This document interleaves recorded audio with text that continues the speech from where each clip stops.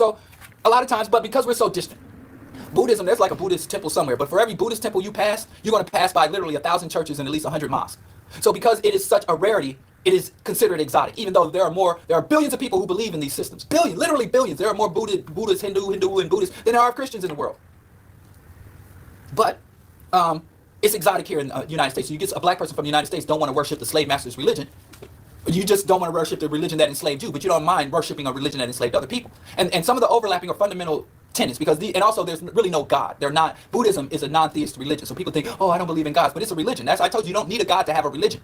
Religious practices can be, no religion has a God. Even if they claim they pray to a deity, they have not demonstrated, they have not proven the existence of any of these deities. So really, every religion is without a God. Some pretend or make believe that they have a God, but there's no God that, oh, when two are gathered in my name, I am among them. Nope, ain't nothing. There's nothing. No change in air pressure, no change in temperature, nothing, no evidence that any type of supernatural force is acting on that group. So Buddhism say there is no God, there is only the way. Whereas Hinduism say, yeah, there are hundreds, thousands of gods. Gods everywhere. You know, we got gods for everything. We got gods for squatting. We got gods for standing up. We got monkey gods, rat gods, elephant gods, sexy, multi-armed freak mama gods. They're sick with gods. But anyway, even though you got a non-theist religion and a polytheistic religion, you have the enlightenment, the path to enlightenment. They both come from essentially the same source, but the things that they believe in is karma, dharma, and reincarnation. And you find a lot of spiritual people talking about, I'm not even going to act because karma, and you're going to get yours. And so, but that's not what karma is. Karma is one of the most toxic concepts ever conceived of by man. It is as bad as the concept of original sin. It's worse than the concept of original sin, really, because the concept of original sin basically puts everybody in the same box. I know everybody, in theory, as it's written down. Because we know when humans write stuff down, it could be the greatest thing in the world. We very seldom fail to live up to our high ideas. That's why our ideas have to be super high, because your ideas have to be so great, so good, so refined, so rational, that if you only get halfway to living up to your written ideas, then you're better off. So, these low-level ideas, because if you write something down that's crappy, we never live up to our aspirations. We're human. We're only human. Flesh and blood were made. I ain't going to break into a song. Don't get scared. But karma is worse, because original sin says everybody's born into sin. The wealthy white man, the poor, wretched slave, the oppressed black man, the Asian, everybody's born with the same level of sin and distance from God. And you as an individual, within your lifetime, can accept Jesus Christ as your Lord and Savior, or whatever the Mormons, basically the various Christian sects, or if you're Muslims, they also believe in original sin. You can live the life of a good Muslim, follow the law, bump your head on the floor at the mosque, and refrain from pork. Or if you're a Jew, you keep the Sabbath holy. All these things you can do to get closer to God. You're born away and sinful, and you become clean and washed and become white as snow. That's why, all that, and get closer to God, Allah, Yahweh. Karma don't play that. Karma means that it ain't got nothing to do with you. Well, I was rude to my neighbor, so I got a flat tire. That ain't what karma is. That's how the West interprets karma. And it is a severe misinterpretation. If I walk down the street and I kick a puppy, and then by the time I get to the end of that block, I stumble and fall and skin my knee. That was karma. You shouldn't have been mean to that puppy. Or if people say, well, Flavor Flav didn't do right by Chuck D, so now when Flavor Flav, when he put out a new album or do a new reality show, it's going to flop, that's karma. That's not karma. What karma is you in this life have to pay for the sins of a life that you never lived and you don't have any recall of. What karma dictates that is that I was born to a slave woman, and that slave woman is of the lowest caste. She's of a Dalit class, the untouchable caste.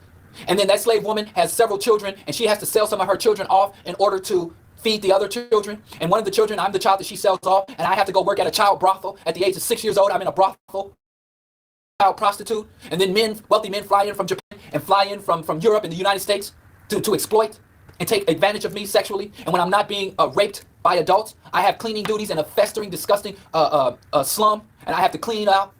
I have to maybe carry out some of the dead bodies of the girls who've committed suicide or died from untreated sexually transmitted diseases. I take their bodies to the river Ganges and toss it in, and then get back to the brothel before sundown, and I have to go back to my duties as a rape victim. And if I go through all that, the reason I'm going through that is not because of the colonial condition and exploitation, not because of the evil, sick, twisted mind of the pedophiles that raped me, not because of the system of untouchability and the caste system. I'm going through all that for one reason, that in a farmer life, I did not walk the proper path to enlightenment. I didn't adhere to the Vedas. I did not please Shiva or any of the other gods. So I have to go through all these horrible things in this lifetime to inform my next lifetime. So when I die, and if I dutifully accept my fate in this world, and if I submissively accept my standard of life in this world, and if the path of enlightenment leads me through being a child in a child brothel, or if the path to enlightenment, or if to please the gods, I have to live as humbly as a child prostitute. And if I do this without resisting, trying to fight against my karmatic fate, my karmatic destiny, that is called the karmatic debt. You don't pay karmatic debts within your lifetime. You pay it in the next lifetime. So if reincarnation is not real, you're really being effed over for nothing. And you're accepting the most inhumane conditions for nothing. And a lot of victims and victimizers accept this, saying, and if I help that child, if I go to that child brothel and burn it down and take all those children and take them to an orphanage and get them medical treatment, get them psychological counseling, and if I help to get them some education and to go on to live a life and advocate for other children, I am interfering with their karmatic debt. I am doing them a disservice by helping them because I am interfering with their karma. That is the concept of karma. That is how it is applied. And that's why if you go to certain nations, these Hindu and Buddhist nations, they have some of the highest rates of child abuse in the caste system.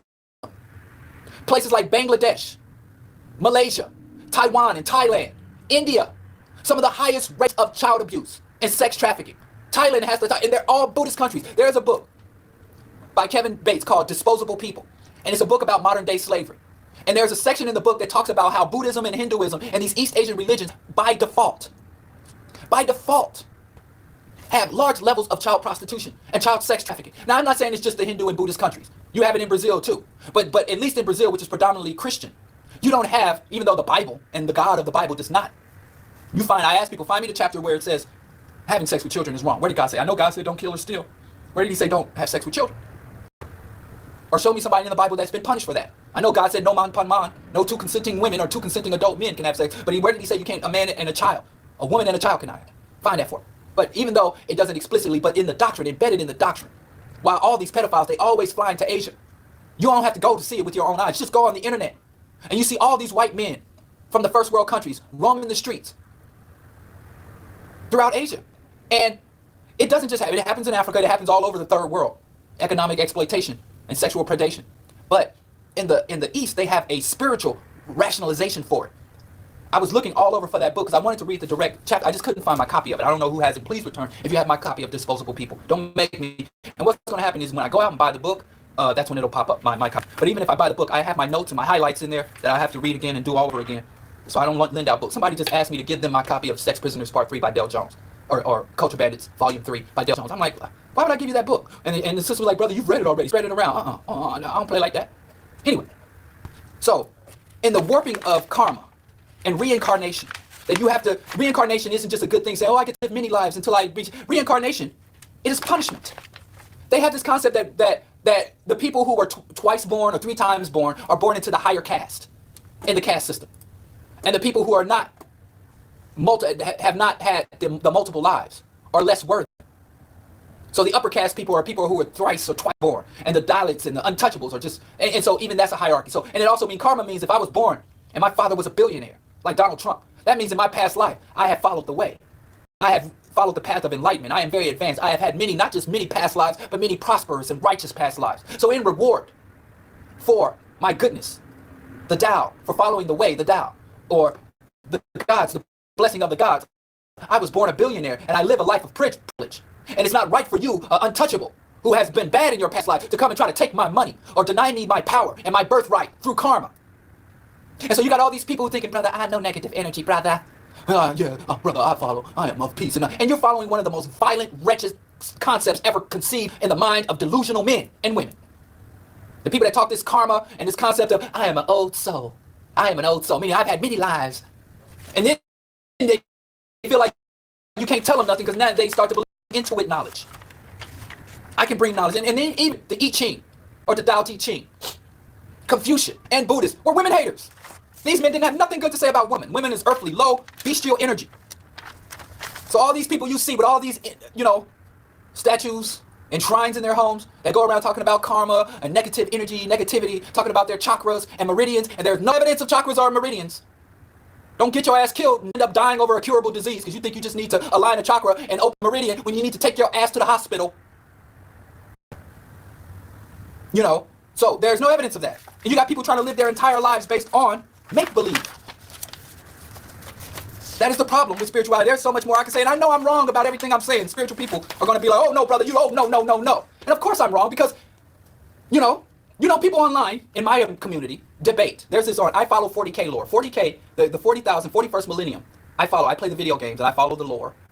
Says that is the era of grim darkness. And they compare. And they like to do these comparisons saying that, would Darth Vader be able to survive the grim darkness of 40K? How would Darth Vader thrive? Or how would the stormtroopers fare against the Catachan jungle fighters? These are all fictional concepts. So I can contemplate, and I could be wrong and right at the exact same time. I say the Catachan jungle fighters from the 40K universe could defeat a regiment of stormtroopers because they have guerrilla skills and all these things that are made up about them. And am I right or wrong? There's no way, because the Catachan jungle fighters don't exist. But you have people that live their lives studying, utilizing, even trying to apply to their own lives these ideas of the Catachan jungle fighters of the 40K universe. They're strong, hardy men. They're men of the jungle. Oh, even the Catachan jungle fighters, they're not a sexist culture. Women have just as much mobility, opportunity, and get just as much respect and are judged on their merits and capabilities, and there is no inherent sexism in the Catachan culture. You know? So even people could be like, man, I play these games, I play the 40K games and the tabletop games, and I read the lore and the fiction, and I recognize elements within this that I'm going to live my life by. I'm going to live like a Catachan jungle fighter. I'm going to be strong and bold and fearless. Yeah, that's all good. As long as you acknowledge this is a fictional thing that I'm trying to draw real world understanding and information and help guide me. As long as you understand that it's make-believe. And you can't be right or wrong about it. So I know a lot of spiritual people don't like hearing, you can't talk about spirit because spirit, you can't grasp it. It moves away. So the moment you find a criticism against a spiritual person, they're going to be like, whoa, that's not me, brother, now, you don't understand. You don't understand either, because there's no standing. About to get Hotepian on you, the core of the root of the word understand, and before you can understand, you must have a foundation to stand on. When you're talking about ethereal stuff, it's impossible to debate etherealism. It's like Dr. Khalid said, he calls it spirituality, he calls it spookism. A strong emotional belief in a non-existent nothing. A strong emotional belief in a non-existent nothing. And you're like, well, why? If somebody want to burn sage and get some crystals and have a bunch of crystals and copper and scale model pyramids and resin embedded with petals and all the stuff spiritual people do, if that makes me feel better about myself, if that helps me to navigate this horrible world, if that gives me a greater insight into who I am as a person, who are you to judge? I'm not a person to judge. I'm Bro Diallo. But let me say, there are not negative impacts that come of that. Because if all of your spirituality is locked into just your home or your personal space or as you navigate the world, ain't nobody should mess with you. If you really want to believe you have past lives and you really believe anybody that wrongs you is going to have misfortune, so everybody has misfortune, so karma can't lose. So if I walk down the steps right now, I leave the radio show, and I know I got to make it home safe. Because they're going to like, see, Bro Diallo did that show on black spirituality, and then he had a car accident. Or he fell down the steps. Or he got a splinter and stubbed his toe. Hey, brother, that's what happens. That's a message you better receive. The ancestors are speaking to you. No. Everybody, something bad going to happen to Bro Diallo. I have good times and bad times, good days and bad days. I could go home, and Dr. Mingo could have packed up both the kids and the whole house and left me. Now, she ain't that kind of woman. I'm the kind of dude that come home in the house, the locks will change. She ain't giving up. She ain't coming off nothing. You know, I know the woman I married. She ain't one of the people that gonna pack up and run. She's one of them kick out women. But anyway, either way, if that happened to me, y'all gonna be like, oh, see, shouldn't have been talking all that stuff. See, they took your woman away. The ancestors took your woman away. You better learn that lesson, brother. And then if I think that, yeah, the ancestors are punishing me, I don't have to be like, well, dang, man, I shouldn't have got that hoochie pregnant. Or I shouldn't have, been neglecting her needs as a woman. Or I shouldn't have been an ass. Or I shouldn't have been absent. I should have been more. I should have loaded the dishwasher. Who knows? Instead of me looking at myself as a person, I can put it on some ethereal supernatural force. And instead of correcting myself, I can burn some shades or erect an ancestral shrine, or I will build a shrine to Yemaya and Oshun to bring love into my life. And I put some honey write my wife's name on a piece of paper, pour some honey on it, and then fold it and put it in the freezer. And that will make her sweet to me. And all these rituals, all this BS, instead of just saying, hey, I should have done what I should have done. I shouldn't have done what I knew I shouldn't have done. And you were right to leave. And if you give me an opportunity, I'll correct my behaviors and you should come back. No, and that's one of the problems with spiritual people. I had a spiritual brother. He went to the Fahami temple. He followed the Asar Set Society, the most spiritual brother you know. Dude stabbed me in the back so hard. And when I stepped to him like, man, how could you betray me? Everybody betrayed me. I said, dude, why would you do me like that? And he said, because the universe was out of alignment. It wasn't because he was an asshole. Because of the alignment or misalignment of the stars, then everything is whack. So he can excuse his own behavior. And instead of correcting himself, he can just wait for the celestial bodies to realign and all things will be made whole. And therefore, if I don't forgive him for betraying me, then... And betraying me to the point, and this was serious, like I was in handcuffs behind this dude. I was in handcuffs. It wasn't just no minor, you borrow my car and then put it. It was a serious betrayal. And not no borrow car and bring it back empty. And he said it was the stars aligned. So that's one of the problems. You got things like The Secret. You're telling people who are oppressed and struggling that their suffering comes from their failure to ask the universe for what they want because of their negative thinking. Negative thinking is appropriate. If you don't have the capacity to think and dwell on negativity, you have a delusions of grandeur. You have a clinical mental disease if you don't have the capacity to say, I'm mad as hell and I'm not going to take it no more. But they tell you you're poor not because of exploitation, but you're poor because you have negative thoughts. And all you got to do is say, universe, I want insulin. And then the universe will give you insulin if you have true proper faith. So Oprah was selling that hustle. Oprah pimping you, a billionaire telling you to ask the universe. Like, fine, Oprah, I asked the universe for your $1 billion. Give it to me. Are you going to defy the universe? And then it's a form of escapism, where people don't have to deal with the real world. They escape into fantasy. And this positive, negative energy rhetoric. Instead of dealing with people as they go through things like, man, I know you're suffering. I know you're having this problem. You can talk to me. Oh, you got negative energy. I can't have that negative energy around me. What? I only want to be around positive energy. So you have a room full of people who in their personal lives got all kind of madness and nobody can connect and work and share the burden together because nobody wants to be the negative energy person. You're trying to out-positive each other. positivity. Everybody's doing great. I walk in the streets of Chicago. I'm stepping over boxing and every poverty, evictions, all this hardship. But I go on social media. It's like a wonderland.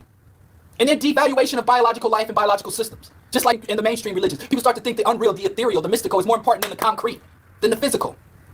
That is higher. It's always a hierarchy. When they talk about I'm trying to elevate, they're not just trying to elevate within themselves. They're thinking they're better than you.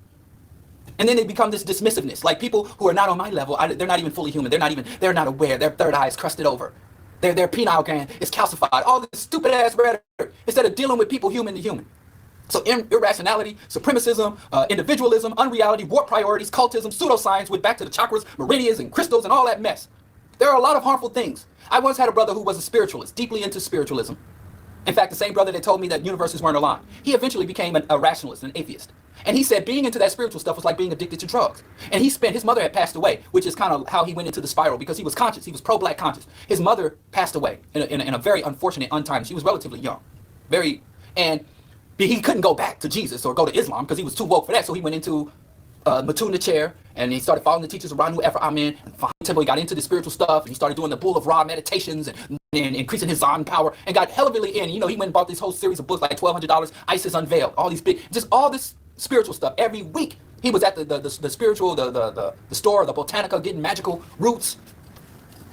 You know, he was reading these charts and consulting the oracles. Got heavily into spirituality. Spent his entire inheritance because his mother had insurance policies and savings and a home and a car. And he spent tens of thousands of dollars with the Asar Set Society, 3 times that amount with the Bahami system. Totally lost everything. Lost his friends. I stopped messing with him.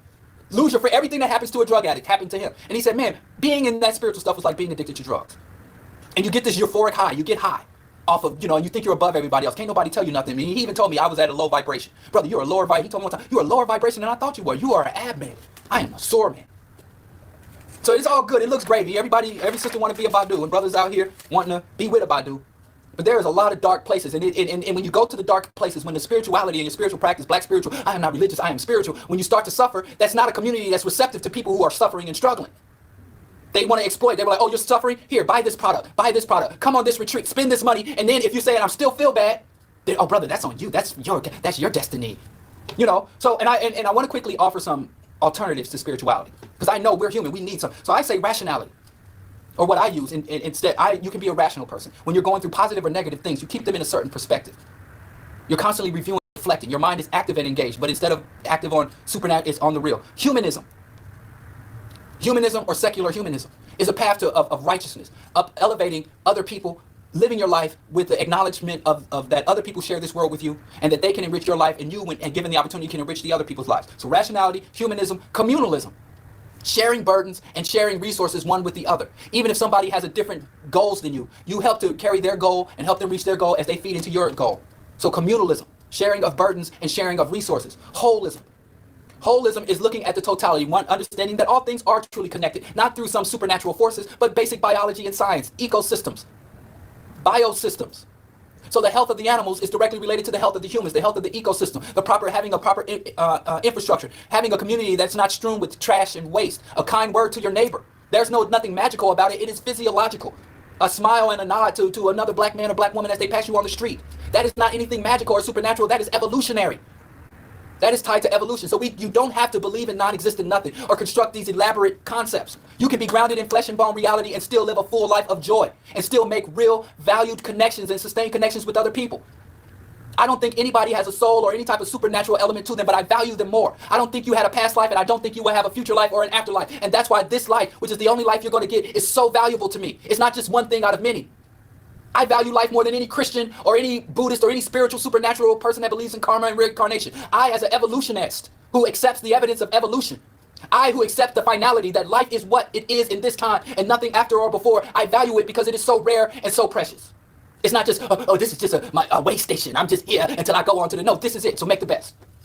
Anyway, Bro Diallo Show, Q4 Radio, AM 1680. If y'all want to continue the dialogue, you can go to my blog, Tumblr blog at Diallo Kenyatta and curse me out or ask me questions. Come on Facebook. We can continue the dialogue via Facebook. But I mean, I got to say this. There's a lot of enlightened, high vibration people that are suffering. Spirituality is no better than religion. I said it. I often say, and I will continue to say, spirituality is religion for lazy people.